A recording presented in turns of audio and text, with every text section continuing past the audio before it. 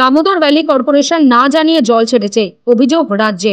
তার ফলে পশ্চিম মেদিনীপুরের ঘাটাল সহ বিস্তীর্ণ এলাকা জলের তলায়। একে ম্যান মেড বন্যা বলে উল্লেখ করেছেন মুখ্যমন্ত্রী মমতা বন্দ্যোপাধ্যায়।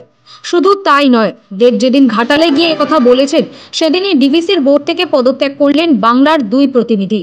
সেখানে রাজনৈতিক মহলের একটা বড় অংশ মনে করছে দল এবং রাজ্য প্রশাসনের থেকে কিছুটা হলেও ভিন্ন অবস্থান নিয়েছে তারকা সাংসদ। বন্যা পরিস্থিতি নিয়ে কেন্দ্র ও রাজ্যের মধ্যে সংঘাত চলছে। এই পরিস্থিতি প্রসঙ্গে দেবের প্রতিক্রিয়া, মুখ্যমন্ত্রীর সঙ্গে এ বিষয়ে কথা হয়েছিল, তিনি প্রধানমন্ত্রীকে চিঠি পাঠিয়েছেন। এখন রাজ্য কেন্দ্র ঝামেলা করে লাভ নেই, মানুষকে কিভাবে তাদের কষ্ট থেকে বাঁচাতে পারি, তারা যে যন্ত্রণার মধ্যে আছে তা থেকে বের করে আনতে পারি, এটাই আমাদের লক্ষ্য হওয়া উচিত। এখন এই রাজ্য কেন্দ্র ঝামেলা করে এখন লাভ নেই। এখন যেটা দরকার সেটা হচ্ছে মানুষকে কিভাবে আমরা মানুষকে কিভাবে এই কষ্ট থেকে বাঁচাতে পারি, কি কষ্ট কতটা মানে যে যন্ত্রণার মধ্যে আছে সেইখান থেকে কিভাবে বার করতে পারি, সেটাই আমাদের লক্ষ্য হওয়া উচিত।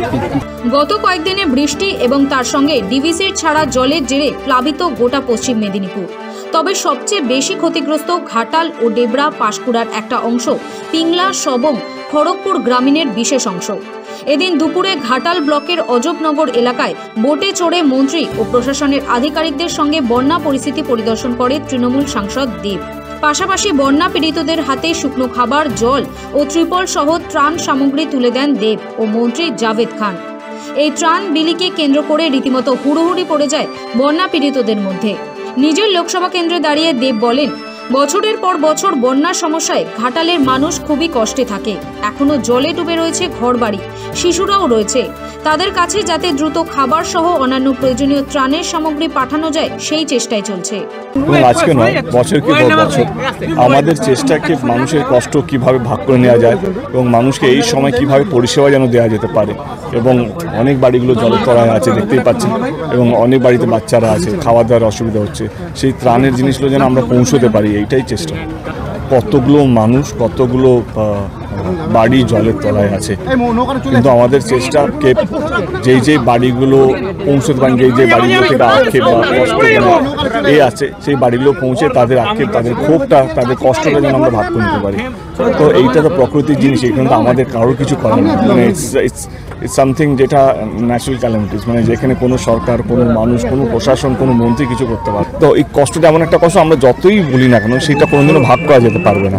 এই মানুষ যারা এই জলের তলায় থাকে, এই মানুষ যারা যতই হোক না কেন, আমরা যতই মিডিয়ার সামনে ভাষণ দিই না কেন, তাদের এই কষ্টটা আমরা কোনোদিনও মানে হয় না কমাতে পারবো না। এইটা একটাই হবে কি, আমাদেরকে সবাইকে একসাথে থাকতে হবে, একসাথে কাজ করতে হবে এবং এই মানুষের পাশে থাকতে হবে। ঘাটাল সহ কয়েকটি জেলায় বন্যা পরিস্থিতি পরিদর্শনে গিয়ে মুখ্যমন্ত্রী মমতা বন্দ্যোপাধ্যায় জানিয়ে দিয়েছিলেন ডিভিসির সঙ্গে সম্পর্ক ছিন্ন করবেন। ডিভিসির বিরুদ্ধে অভিযোগ করে প্রধানমন্ত্রীকে চিঠি পাঠিয়েছেন মুখ্যমন্ত্রী।